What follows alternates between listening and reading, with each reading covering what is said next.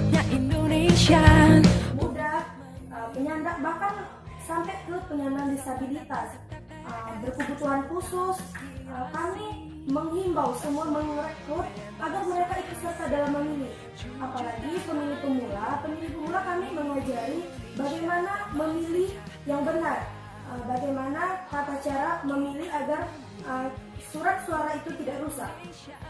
Jadi, relawan demokrasi di Kabupaten Gresik ini berjumlah 55 orang, yang dimana diantaranya berbagai kecamatan yang telah direkrut oleh pihak Oke. Jadi, setelah relawan demokrasi yang telah dibagi berbagai macam basis.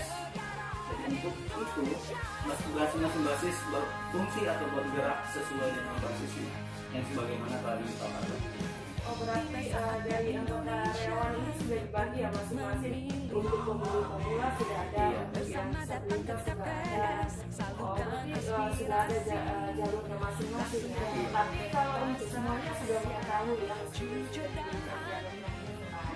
seandainya Mbak diberikan di bagian disabilitas, masih diberikan pemula, tapi sudah mengetahui semuanya secara global ya. Mungkin